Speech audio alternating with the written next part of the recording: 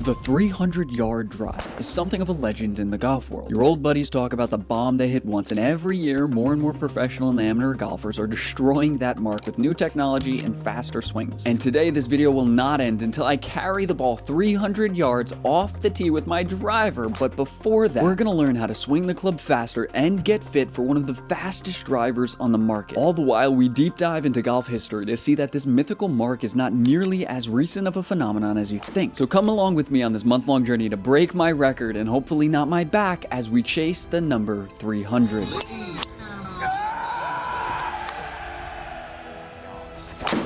I might do it. Go. Yes. Let's go.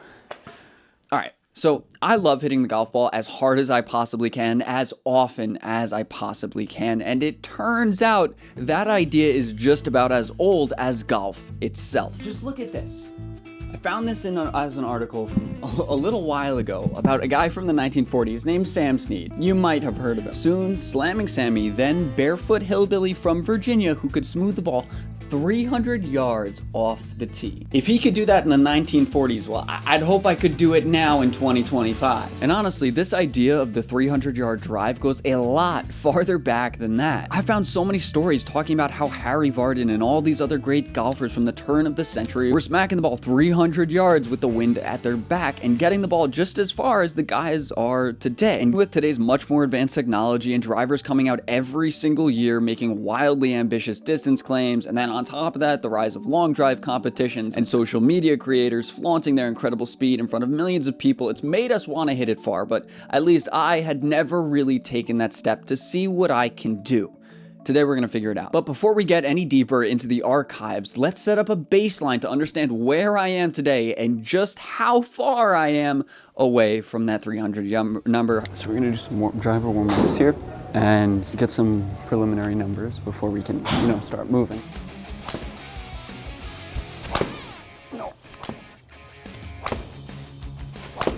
Okay, didn't even actively try to change the launch angle on that one, but it worked. I'm not upset about that. Spun a lot though. Got it all the way up to 111. Basically, also, we'll do a little lesson here on the numbers that matter. Club speed, ball speed, smash, tells you how good your contact is. Spin rate, and launch angle.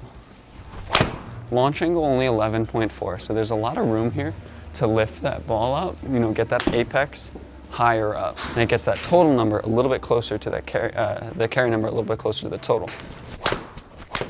So, as you can all see, I'm pretty far away from where I want to be, and honestly, I'm a little bit further away than where I thought I was, but according to this here, it's a little document from TrackMan in 2019. The average driver speed, club speed, was 113 miles per hour. That's not that far away from where I was. I'm like 2 miles an hour off of that. But it is clear that I do have a lot of work to do because they were only carrying the ball 275 yards. So even if I got to the same mark they're at least if I had those numbers, I don't think I'm going to be anywhere near the 300 number, which makes it even more impressive that guys like John Daly were averaging 300 yards off the tee on the PGA Tour in 1997. That's the year that he became the first man ever to average over 300 yards on the PGA Tour. And then from there, it got much, much more common. But the difference between me and them, at least one of the small differences here, is that they had another gear that they could get into when they needed it, right? When the course conditions set up well for them to hit it as far as possible. But I don't have that right now. However, I think the thing that can get me that extra gear just arrived at my door.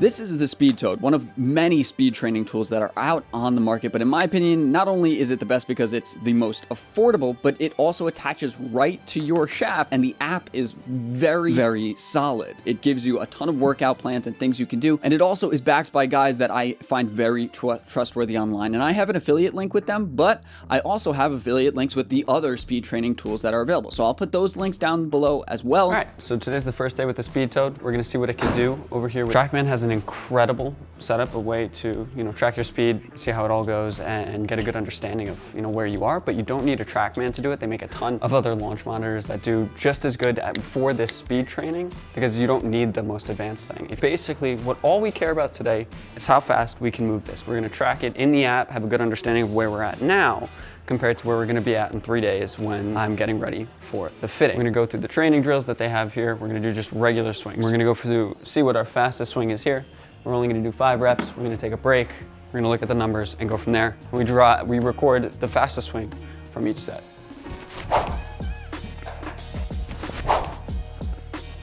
I feel like I'm coming up a lot on it. Whoa. I didn't feel as fast. Oh, it was fast.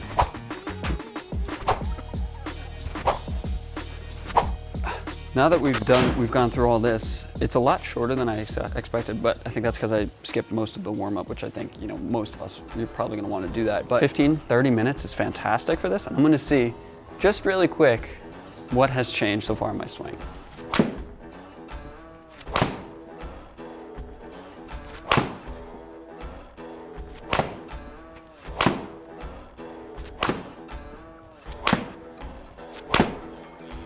Launch it higher, man.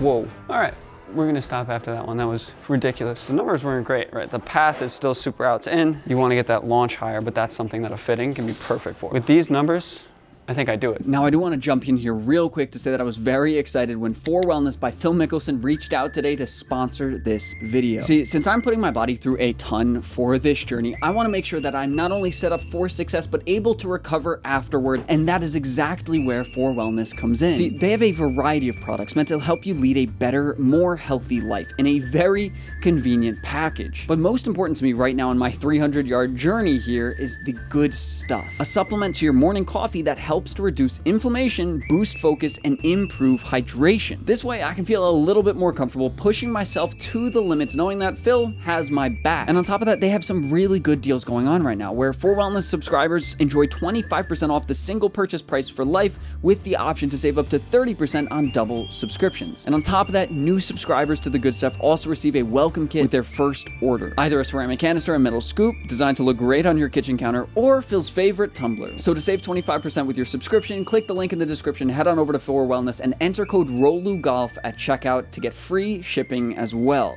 That way, you guys all can join me on this 300-yard journey. But okay, back to me hitting the ball and getting myself back on track here.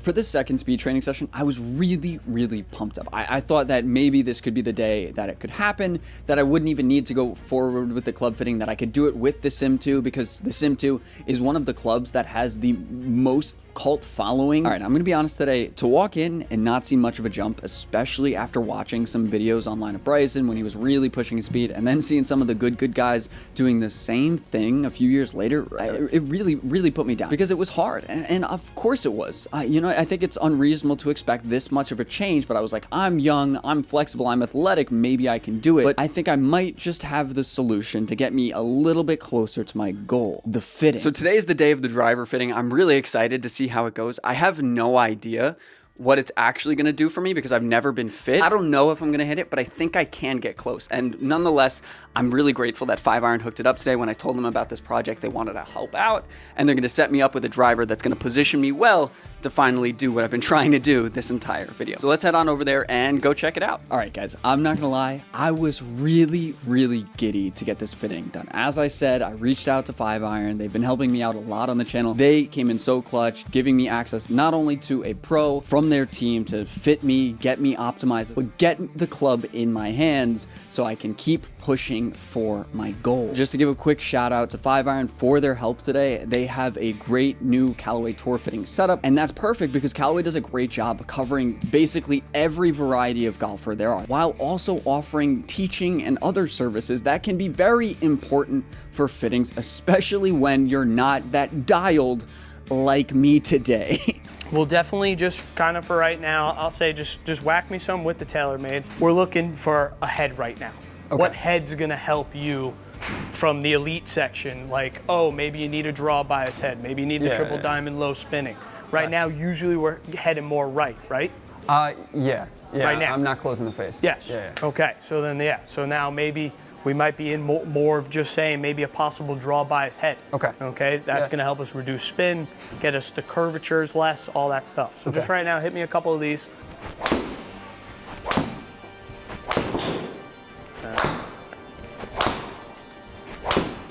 So this is just all off your TaylorMade driver right now. Good speeds, ball speeds, club speeds, okay? I really enjoy the launch. What's really kind of jumping at me right now is the spin. I'm gonna kind of start right now with something that's pretty similar to the golf club you have right now. Okay. All right, so it's more of that low spinning type shaft, okay? I'm gonna start us out in the regular elite head. I'm putting it on that draw bias section. Sure, Okay, just to kind of help that face turn over, okay? And just get a little bit more weight in the heel of the golf club. So now when this starts turning over, it's gonna just be easier, again, to shut the face. You feel a little little whippier in a sense down at the bottom, right? A little whippier. All right, because the kick point's a little lower on that golf club. Gotcha. Again, easier now for that to turn over. For me right now, you're very stuck, okay, behind the golf ball. Because you're not slicing it, you're just pushing it. Right, yeah. As I get up here, okay, if I'm starting my hips and I'll say rotate and trying to clear them, my hands stay back here, look at the club face. Wide open. Yeah. But I like to just say, hey, you're getting the club in front of you first. So it's just kind of getting him a little higher. See how then his hands then are just a little bit higher? Yeah. Because I kind of like, I'll say like the tilt in your shoulders, all that stuff you see, boom, you guys are tilted there. Pretty identical when it comes to that. Yeah. The hands are a lot lower because you dropped a lot lower. Yeah, okay. This is gonna be the Elite Head triple diamond. I'm also doing a low spinning shaft as well. Yeah, good, same launch, good speed. Yeah, spins down now tremendously too, now when you hit from that spot as well. Yeah. Your carry's already going up, average carry. And I will say actually your contact, your smash is actually pretty up. Right. It's not crazy, but it's up. Yeah. Okay, definitely from these two again, which is, you know, we'll say kind of funny because it's the less forgiving head, but hey man, that's rocking and rolling.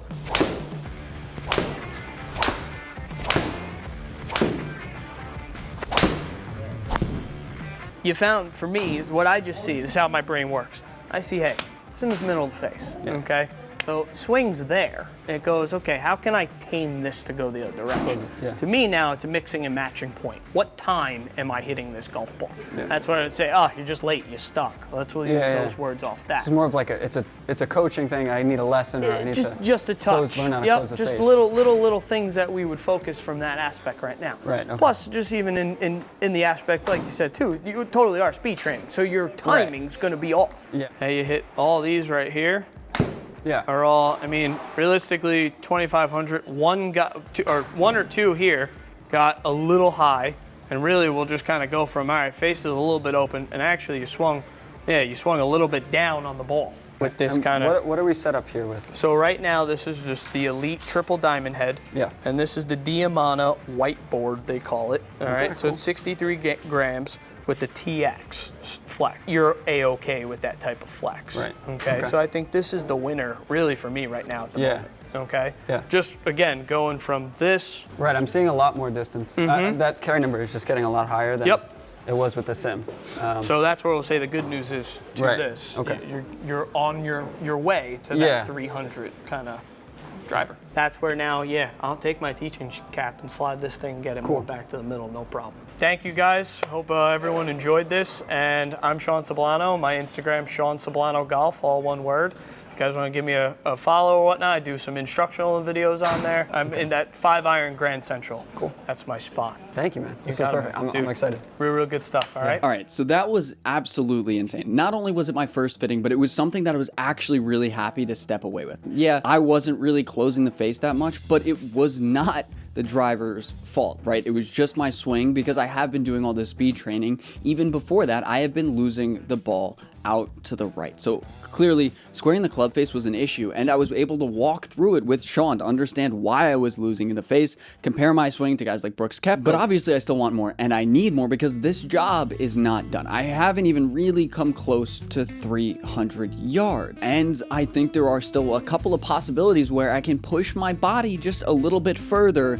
to get there. That idea, that pushing your body further, is something that's kind of unique to golf, where your size doesn't necessarily indicate how far you can hit it, but it's creating that gear to step into, to have that potential extra energy to push your game a little bit further that I want to find, while also increasing the floor of my speed so that my average ball speed and average distance goes up another 10 to 15 yards on top of that, hopefully leading to some better scores, but who knows? That's not the point of this video. Nevertheless, I am incredibly excited to see what I can do in my first session out there with the triple diamond. I don't know what I can do.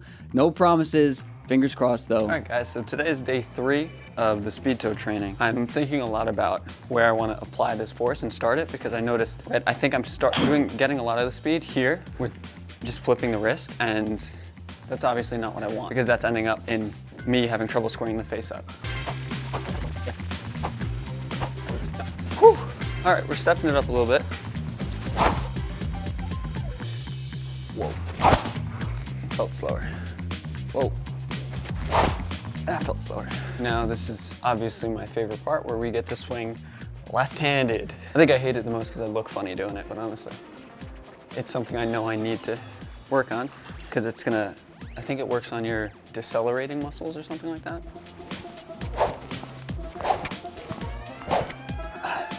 Slower, yeah.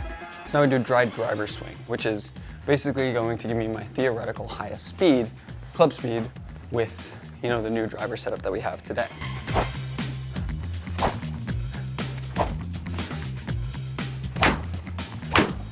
What I'm seeing now is we've fixed the face being open, and we're getting ball speed back up there.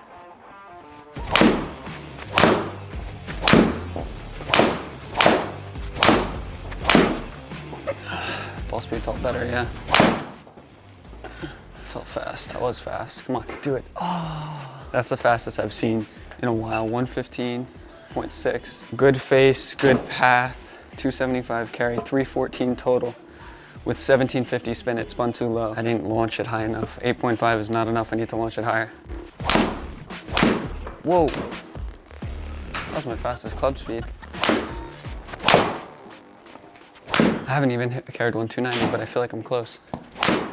284 carry, 115 club head speed, and I feel like I didn't swing as hard. Golf is weird, man. 13.4, 170 ball, that might do it.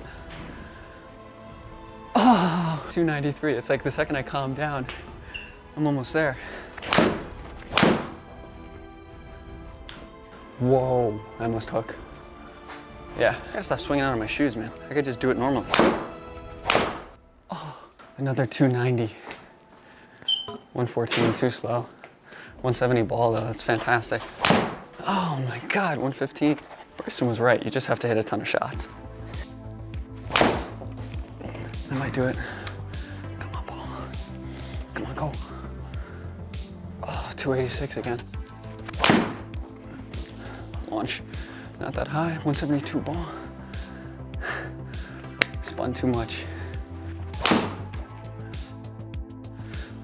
Launched it high enough. Hit it badly though. 282 carry and a bad shot. 117.9 is insane. I think I hit it, yeah, I didn't launch it enough, but 172 ball. Oh, 285 on a low ball flight. 116 club. Guys, I'm so close. That might be it, come on. Stay straight, stay straight. Don't hook. 285, what happened? Nice. That might do it, go. Come on, come on. Yes, let's go. Yes, 303 carry, 320 total, 2410 spin, 74 ball, 14 and a half launch, 117 club.